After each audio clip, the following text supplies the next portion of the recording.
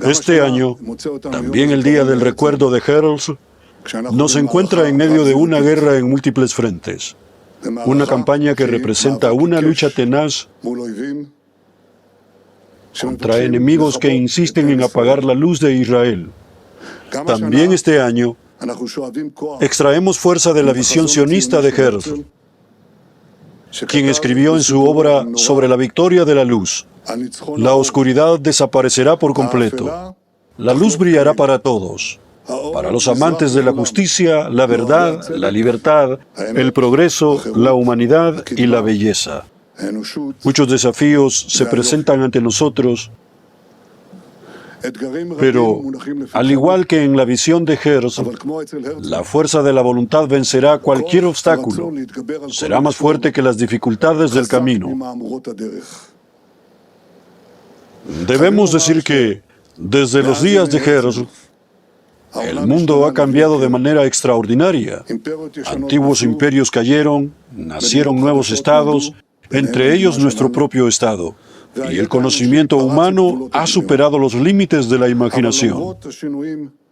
Pero, a pesar de todos estos cambios trascendentales, el ideal nacional que inspiró a Herzl sigue vivo entre nosotros.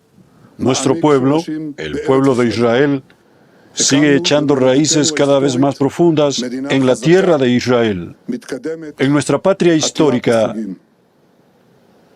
hemos establecido un Estado fuerte, avanzado y lleno de logros.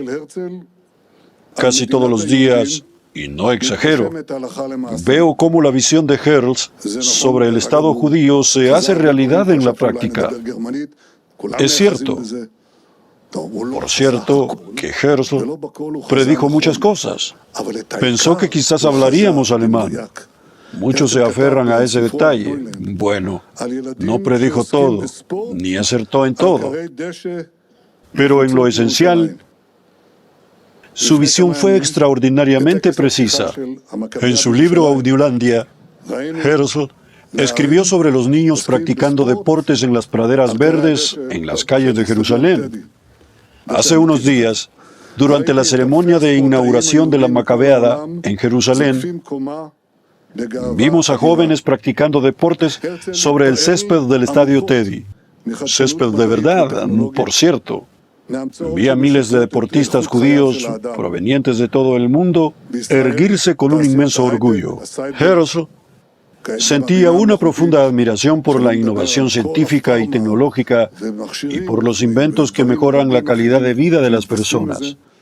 En Israel, la industria de la alta tecnología, la ciberseguridad y ahora también la inteligencia artificial, sin mencionar los avances en la industria farmacéutica, los dispositivos médicos y muchos otros campos relacionados, consolidan la posición de nuestro país como una potencia tecnológica mundial. Herzl comprendía que necesitaríamos una fuerza defensiva, un ejército hebreo que protegiera a nuestro Estado frente a quienes buscan hacernos daño. Y, en efecto, todos contemplamos con admiración el extraordinario heroísmo de nuestros soldados y comandantes en la Guerra del Renacimiento.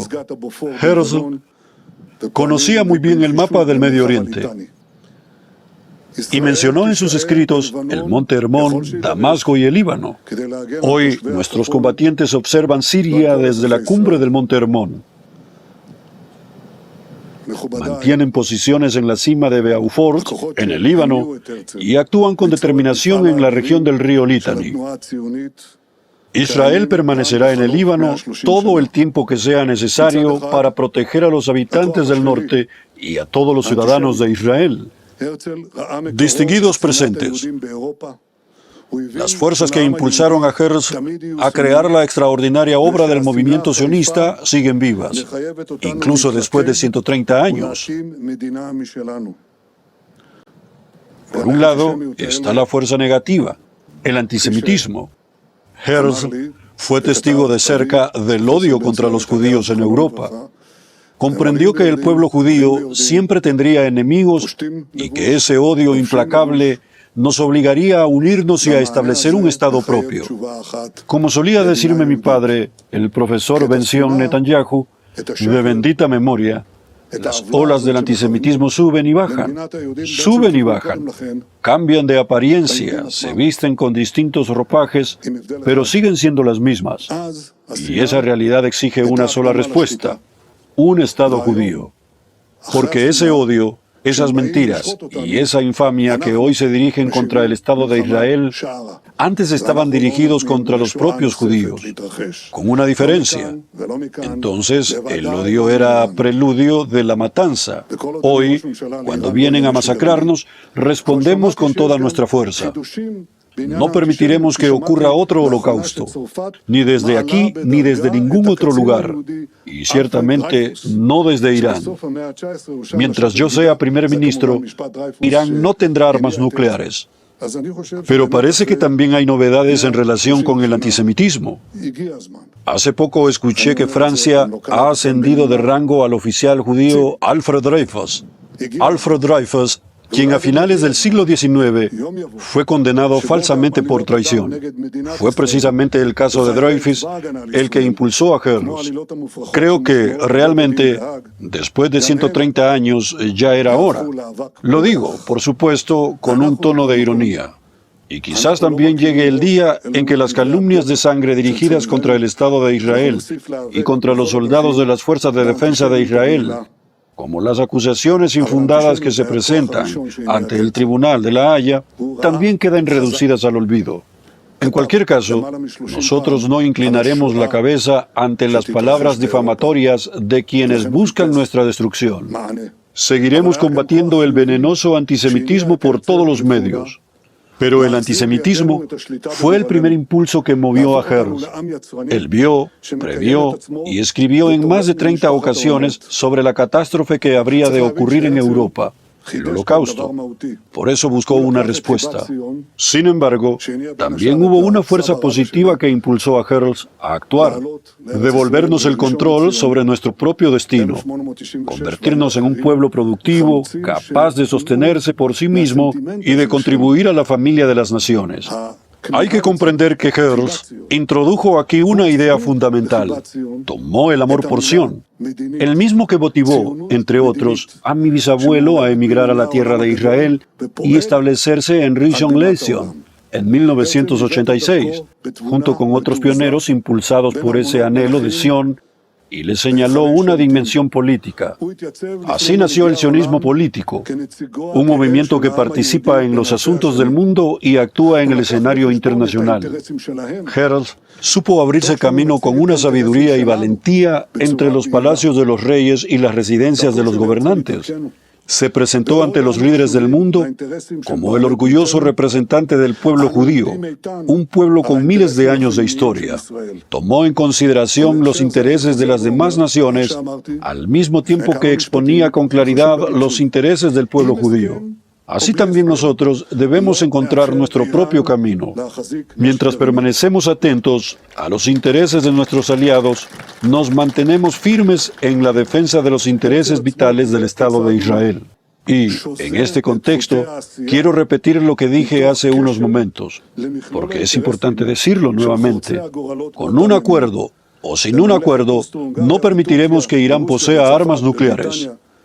El propio Goebbels describió cómo iba entretejiendo los hilos de su labor, prestando atención al conjunto de intereses de quienes decidían el destino de las naciones en aquellos días, en el Imperio Austrohúngaro, en Turquía, en Rusia, en Francia, en Gran Bretaña, en Italia y, añadiría también, en Alemania. Actuó tanto en círculos laicos como religiosos, entre los empresarios judíos y también entre los pioneros establecidos en la tierra de Israel. Goebbels llamaba a su labor diplomática el arte del equilibrio. Desde ese modo logró colocar la cuestión del pueblo judío en la agenda de numerosos países.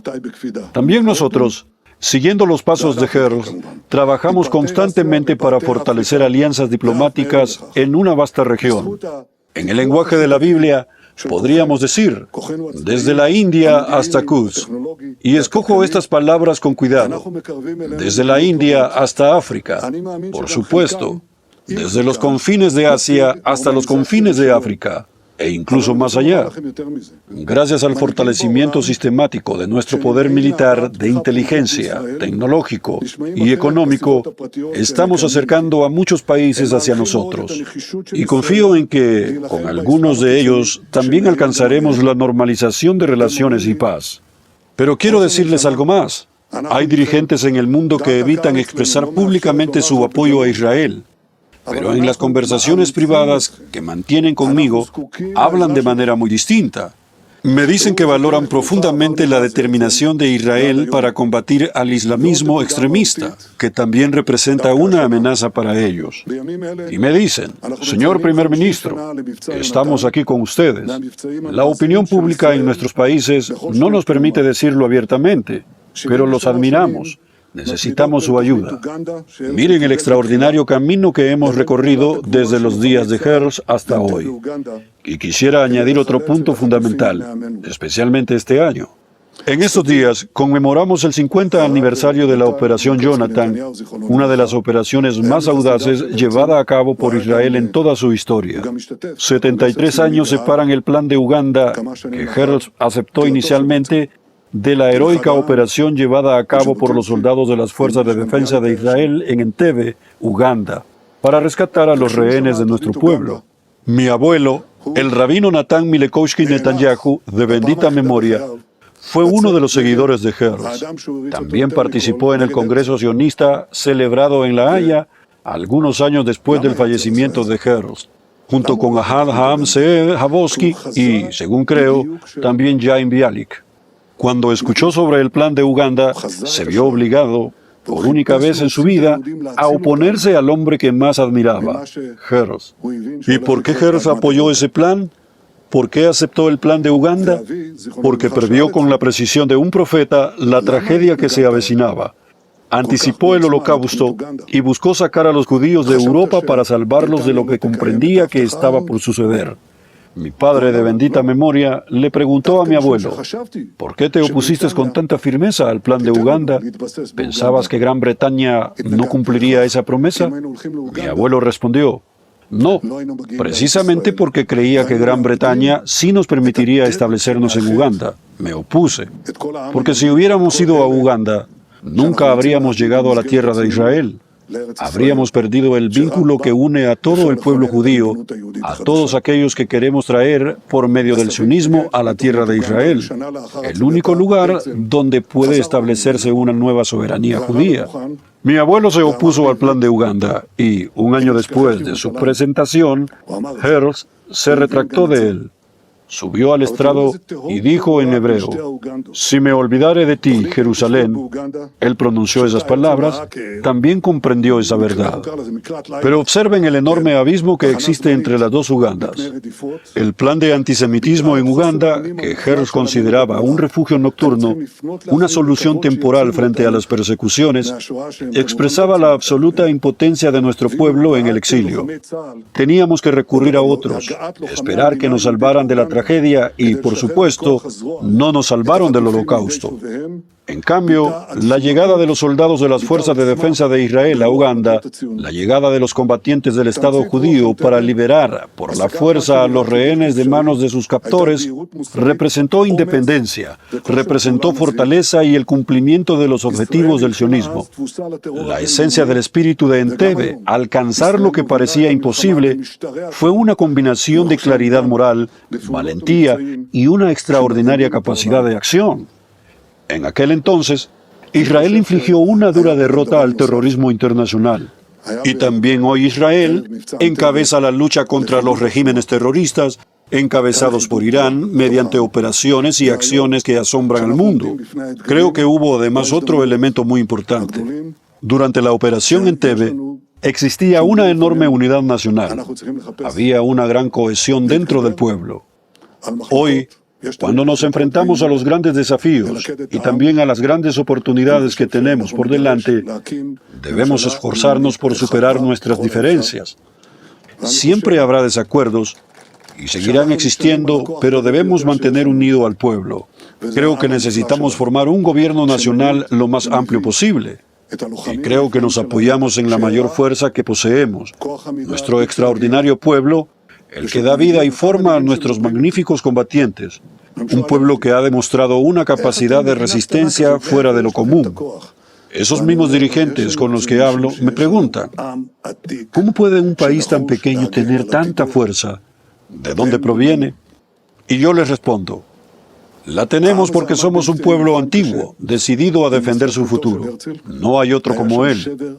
Ese pueblo también superó una dura prueba tras la desaparición de Herzl. Se produjo entonces un enorme vacío. En 1918, 14 años después de la muerte prematura de Herzl y un año después de la declaración Balfour, el periódico hebreo Halbri, publicado en Nueva York y Berlín, escribió lo siguiente: en este día detenemos nuestra nave y miramos hacia atrás para ver la distancia que hemos recorrido. Comprobamos si seguimos el camino recto, el camino que nos señaló nuestro líder, y renovamos nuestras fuerzas para continuar avanzando. También este año, en el día de Herzl, miramos hacia atrás. El camino recto continúa. El fuego de la visión y de su realización sigue ardiendo dentro de nosotros. Tenemos la fuerza para seguir adelante y garantizar la existencia del pueblo de Israel en la tierra de Israel, porque el fundamento de nuestro camino es la eternidad de Israel. Que la memoria del visionario de nuestro Estado, Benjamín J. Herzl, sea bendita para siempre.